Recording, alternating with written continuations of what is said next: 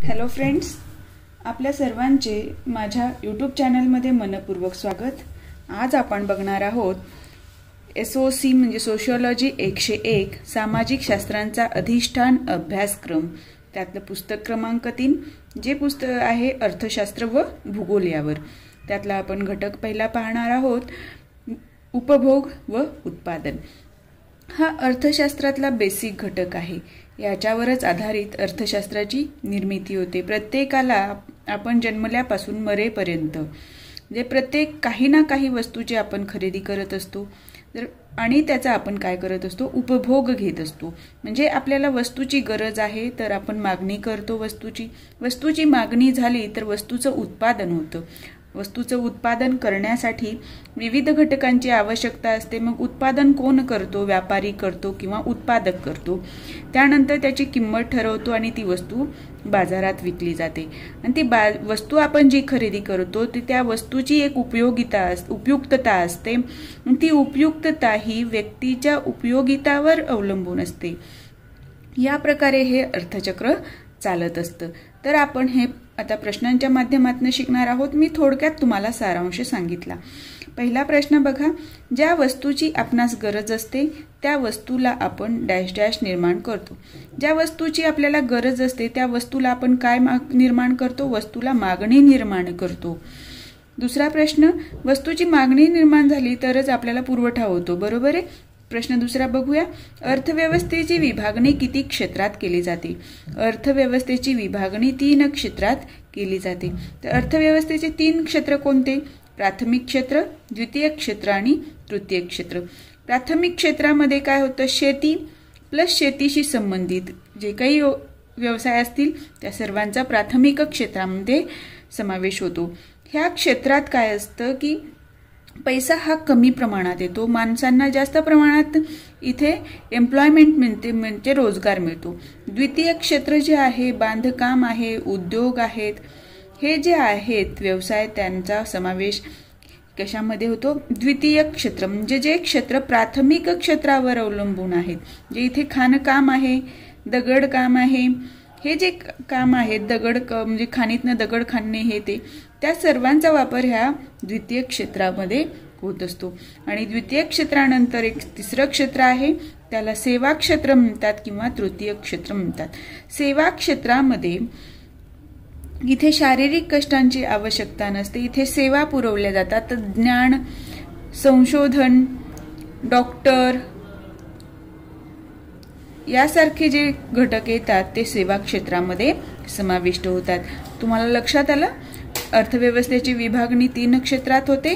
प्राथमिक क्षेत्र, त्यामध्ये कुठल्या क्षेत्रांचा समावेश होतो, द्वितीय क्षेत्र, त्यामध्ये कुठल्या क्षेत्रांचा समावेश होतो, आणि सेवा क्षेत्र त्याला तृतीय क्षेत्र असे सुद्धा म्हणतात। आणि याच्यामध्ये डॉक्टर, इंजिनियर किंवा जे आपण गोदाम, वेअर हाऊसेस जे आहेत ह्या सर्व गोष्टींचा समावेश सेवा क्षेत्रामध्ये होतो। पुढचा प्रश्न बघूया, विकसनशील अर्थव्यवस्थेत डॅश डॅश क्षेत्राचा वाटा जास्त असतो। आपली अर्थव्यवस्था कशी आहे, भारतीय अर्थव्यवस्था विकसनशील अर्थव्यवस्था आहे, बरोबर आहे। तर विकसनशील अर्थव्यवस्थेमध्ये प्राथमिक क्षेत्राचा वाटा हा जास्त असतो। जास्तीत जास्त लोक गावाकडे बघितलं तर बघा, जास्तीत जास्त लोक कुठे काम करतात, शेतावर काम करतात, मजुरी करतात किंवा शेतकरी असतात। म्हणजे या लोकांचं प्रमाण अवलंबून कशावर आहे, प्राथमिक क्षेत्रावर आहे। आणि विकसनशील अर्थव्यवस्थेमध्ये या प्राथमिक क्षेत्राचा वाटा जास्त असतो। आता विकसित अर्थव्यवस्थेत डॅश डॅश क्षेत्राचा वाटा जास्त असतो। विकसनशील मध्ये काय, प्राथमिक क्षेत्राचा वाटा जास्त, तर विकसित अर्थव्यवस्थेमध्ये उद्योग व सेवा क्षेत्राचा वाटा जास्त असतो। जे काही राष्ट्रीय उत्पन्न मोजलं जातं त्यामध्ये एकूण देशाला जे उत्पन्न मिळतं ते उद्योग व सेवा या क्षेत्राचं विकसित राष्ट्रांमध्ये जास्त असतं, प्राथमिक क्षेत्राचं कमी असतं। लक्षात आलं। पुढचा प्रश्न बघूया, अर्थव्यवस्थेच्या विभागणीवरून अर्थव्यवस्था प्रगतीच्या कोणत्या अवस्थेत आहे याची कल्पना येते, चूक की बरोबर। तर या प्रश्नाचं उत्तर येतं बरोबर। अर्थव्यवस्थेच्या विभागणीवरून म्हणजे अर्थव्यवस्थेची विभागणीचे 3 क्षेत्र बघितले आपण, प्राथमिक, द्वितीय आणि सेवा क्षेत्र। तर अर्थव्यवस्थेमध्ये कुठल्या क्षेत्राला जास्त प्राधान्य आहे, भारतामध्ये प्राथमिक क्षेत्राला आहे म्हणजे ती अर्थव्यवस्था कशी आहे, विकसनशील आहे. युरोप, अमेरिका इथे कुठल्या क्षेत्राला महत्व आहे, उद्योग व सेवाला, म्हणून तिथली अर्थव्यवस्था आहे विकसित अर्थव्यवस्था. म्हणजे अर्थव्यवस्थेच्या विभागणीवरून अर्थव्यवस्था प्रगतीच्या कोणत्या अवस्थेत आहे याची कल्पना येते. हे विधान चूक की बरोबर, तर विधान बरोबर आहे. आता पुढचा प्रश्न बघा. डॅश डॅश या क्षेत्रात शेती व शेतीशी संबंधित अन्य व्यवसायांचा समावेश होतो. प्राथमिक क्षेत्रामध्ये शेती व शेतीशी संबंधित व्यवसायांचा समावेश होतो. भारतीय अर्थव्यवस्था डॅश डॅश अर्थव्यवस्था म्हणून ओळखली जाते. भारतीय अर्थव्यवस्था विकसनशील अर्थव्यवस्था म्हणून ओळखली जाते. पुढचा प्रश्न. न्यून विकसित अर्थव्यवस्थेचा राष्ट्रीय उत्पन्नात डॅश डॅश क्षेत्राचा वाटा जास्त असतो. न्यून विकसित म्हणजेच काय, अर्धविकसित किंवा कमी. न्यून म्हणजे काय असतं, कमी. न्यून विकसितलाच आपण विकसनशील म्हणतो किंवा अविकसित सुद्धा म्हणू शकतो. इंग्लिशमध्ये त्याला म्हणतात अंडर डेव्हलप. अर्थव्यवस्थेच्या राष्ट्रीय उत्पन्नात कोणत्या क्षेत्राचा वाटा जास्त असतो, तर प्राथमिक क्षेत्राचा वाटा जास्त असतो. बांधकाम, सर्व प्रकारचे उद्योग यांचा समावेश कोणत्या क्षेत्रात होतो, द्वितीय क्षेत्रामध्ये होतो. व्यापार, बँका, विमा, साठवणूक व गुदामे म्हणजे गोडाऊन जे असतात ते यांचा समावेश डॅश डॅश क्षेत्रात होतो, सेवा क्षेत्रात होतो. 11वा प्रश्न बघा. जसजशी अर्थव्यवस्था प्रगत होत जाते तसे डॅश डॅश या क्षेत्राचे महत्त्व कमी होते व डॅश डॅश या क्षेत्राचे महत्त्व वाढते. म्हणजे अर्थव्यवस्था प्रगत झाली म्हणजे विकसित झाली, त्याचा विकास झाला, तर प्राथमिक क्षेत्राचं महत्त्व कमी होतं आणि द्वितीयक व तृतीयक म्हणजे सेवा क्षेत्राचं महत्त्व वाढतं. आपण बघितलेलं आहे प्राथमिक क्षेत्र कुठे असतं, विकसनशील, अंडर डेव्हलपमेंट, न्यून विकसित राष्ट्रांमध्ये याचं प्रमाण जास्त असतं.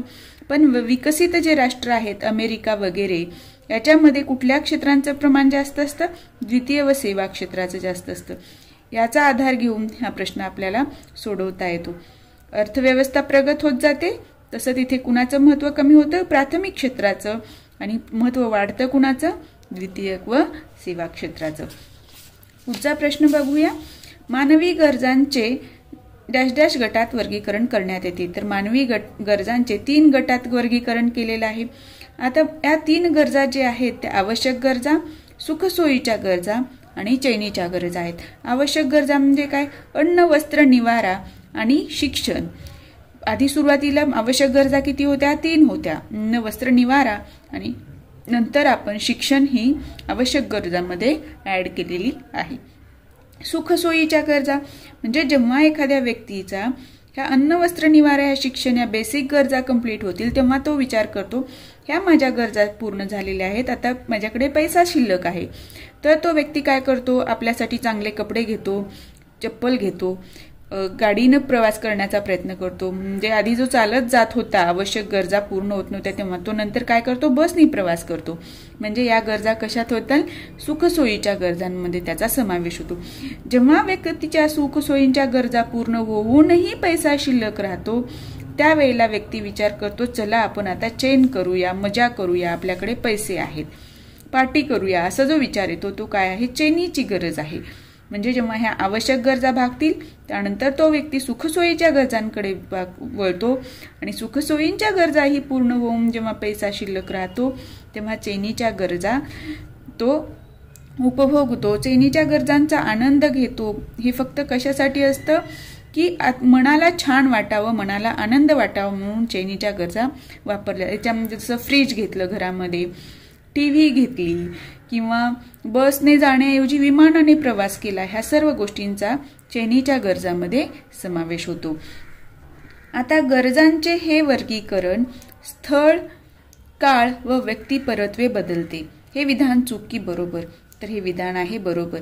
म्हणजे गरजा ज्या आहेत प्रत्येक व्यक्तीच्या गरजा चांगल्या बरोबर असणार आहेत का, म्हणजे आज जर विद्यार्थी म्हणून तुमची गरज वेगळी आहे, तुमच्या आईवडिलांची आईवडील म्हणून एक वेगळी गरज आहे, तुमच्याकडे जेवढा पैसा आहे त्याच्यापेक्षा जास्त तुमच्या आईवडिलांकडे पैसा आहे, बरोबर आहे. म्हणजे तुमची व्यक्तिपरत्वे ती गरज बदललेली आहे.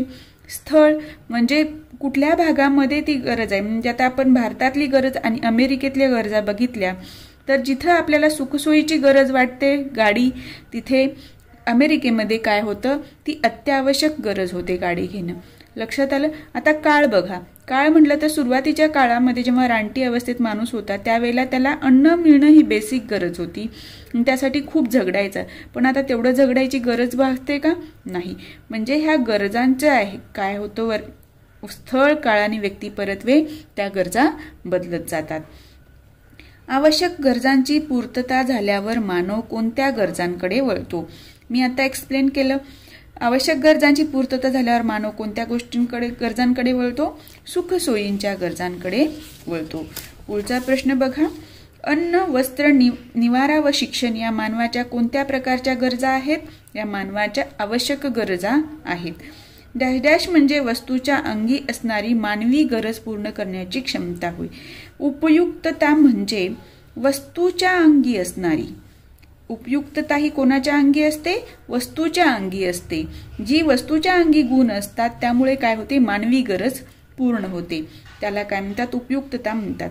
उपयुक्तता ही वस्तूवर अवलंबून असते, वस्तूच्या अंगी असणाऱ्या गुणावर अवलंबून असते. म्हणून उपयुक्ततेला काय म्हणतात? वस्तुनिष्ठ असे म्हणतात. उपयुक्तता ही कशी असते? वस्तुनिष्ठ असते. आता डॅश डॅश ही व्यक्तीच्या गरजेशी संबंधित असते. उपयोगिता ही व्यक्तीच्या गरजेशी संबंधित असते. म्हणजे व्यक्तीच्या गरजेशी, व्यक्ती म्हणजे काय? एखादा माणूस त्याची गरज काय आहे त्यानुसार त्या वस्तूची उपयोगिता ठरत असते. जसं की आता अभ्यास करणाऱ्याला पेनची जेवढी गरज आहे त्याच्यापेक्षा जास्त गरज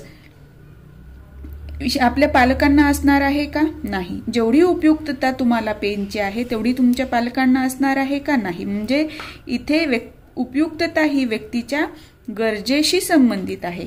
पेन तुम्हाला उपयोगी आहे, आईवडिलांना जास्त उपयोगी येणार आहे का? तिची उपयुक्तता तिथे कमी होणार आहे. लक्षात आलं? आता पुढचा प्रश्न बघा.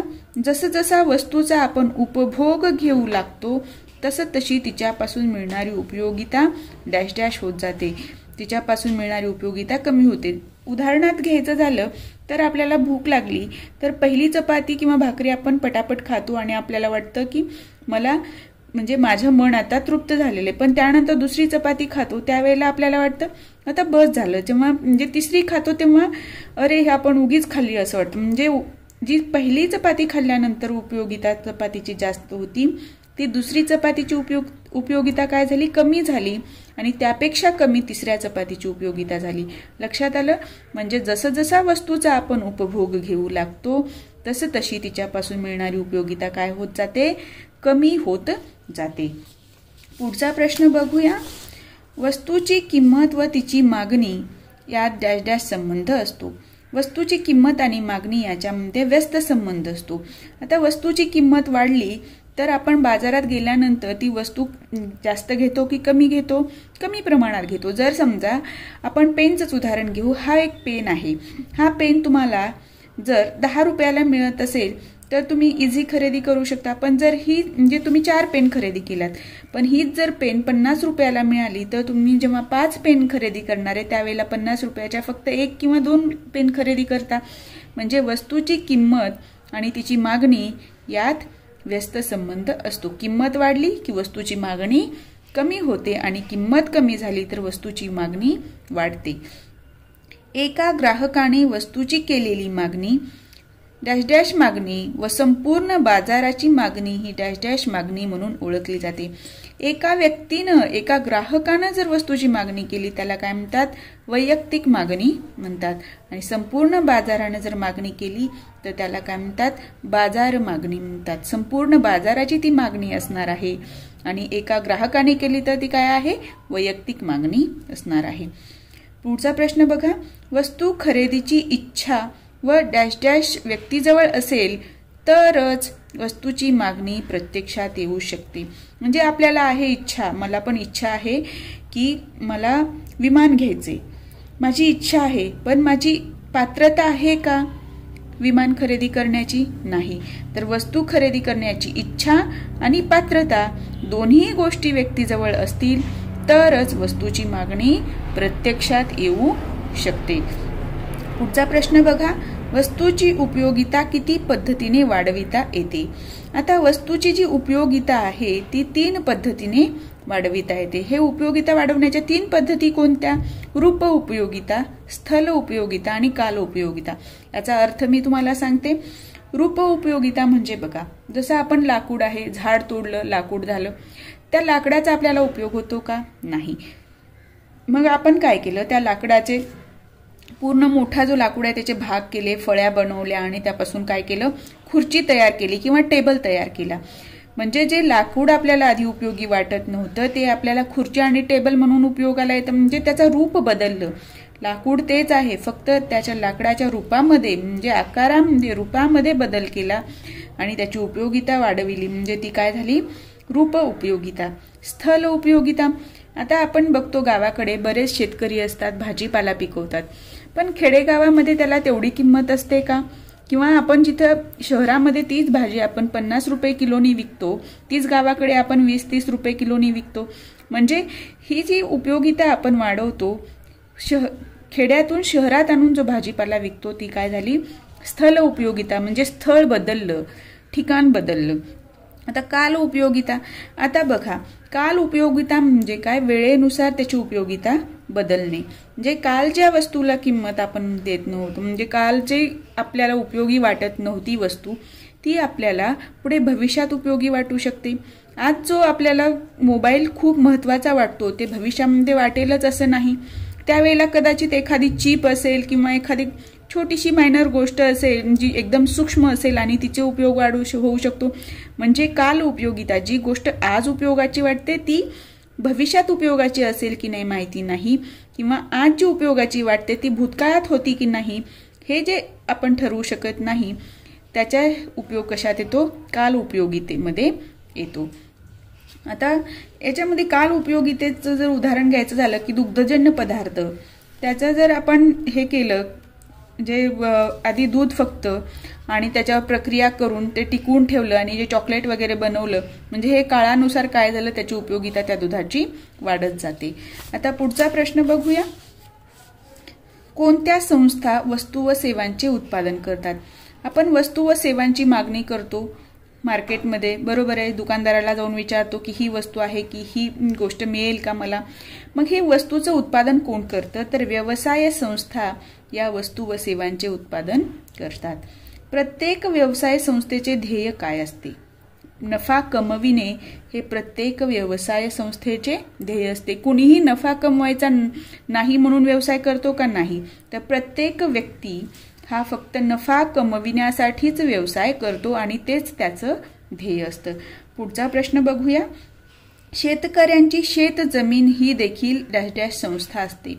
शेतकऱ्यांची शेतजमीन ही देखील व्यवसाय संस्था असते. आता व्यवसाय संस्था म्हणजे काय? वेगवेगळ्या कंपन्या आहेत, दुग्धजन्य पदार्थ बनवण्यासाठी प्रक्रिया करणाऱ्या कंपन्या आहेत, दूध जमा करणारी जी डेअरी असते ती सुद्धा एक व्यवसाय संस्था आहे. त्याचप्रमाणे शेतकऱ्याची शेतजमिनीला सुद्धा व्यवसाय संस्था असे गणले जाते. हा प्रश्न आपल्या लक्षात राहणार नाही म्हणून घेतलेला आहे की शेतकऱ्यांची शेतजमीन ही देखील काय आहे? व्यवसाय संस्थाच असते, हे लक्षात ठेवा. हा प्रश्न चुकी बरोबरीमध्ये येऊ शकतो किंवा शेतकऱ्याची शेतजमीन ही व्यवसाय संस्था आहे की नाही असंही प्रश्न येऊ शकतो. पुढचा प्रश्न घेऊया. हा शेवटचा प्रश्न आहे. ज्या एका विशिष्ट किमतीपेक्षा वस्तूची किंमत कमी झाल्यास उत्पादक वस्तूचा पुरवठा करत नाही, त्या विशिष्ट किमतीस काय म्हणतात? त्या विशिष्ट किमतीस राखीव किंमत म्हणतात. आता एखाद्या व्यक्तीने उत्पादन केलं आणि वस्तूची किंमत कमी कमी होत झाली. वस्तू उत्पादन करताना आपल्याला बऱ्याच गोष्टी लागतात, कच्चा माल लागतो, माणसं लागतात, मजूर लागतात. म्हणजे हा जो खर्च येतो तो वस्तूचे उत्पादन करताना त्यामध्ये समाविष्ट होत जातो. आणि जेव्हा वस्तूची किंमत बाजारामध्ये कमी होते त्यावेळेला त्या व्यापाऱ्याला किंवा त्या उत्पादकाला ती वस्तू परवडत नाही. तेव्हा तो काय करतो? ज्या किमतीपर्यंत ती वस्तू त्याला विकणं परवडतं त्या किमतीपर्यंतच तो ती वस्तू विकतो आणि त्यापुढे जर किंमत कमी झाली तर तो विकत नाही. तेच प्रश्नामध्ये विचारलेले. ज्या एका विशिष्ट किमतीपेक्षा वस्तूची किंमत कमी झाल्यास उत्पादक वस्तूचा पुरवठा करत नाही, त्या विशिष्ट किमतीस काय म्हणतात? तर त्या विशिष्ट किंमतीस राखीव किंमत असे म्हणतात। लक्षात आलं? या ठिकाणी आपण पहिला चॅप्टर पूर्ण केलेला आहे। या व्यतिरिक्त बरेच प्रश्न तयार होऊ शकतात। तुम्ही त्याची प्रॅक्टिस करा किंवा आपले स्वाध्याय जे दिलेले आहेत ते पण तुम्ही सोडवा, तुम्हाला त्याचा फायदा होईल। तुम्हाला माझा हा व्हिडिओ कसा वाटला ते तुम्ही नक्की सांगा। तुम्हाला जर माझा हा व्हिडिओ आवडला असेल तर व्हिडिओला लाईक करा आणि चॅनलवर नवीन असाल तर चॅनलला सबस्क्राईब करा।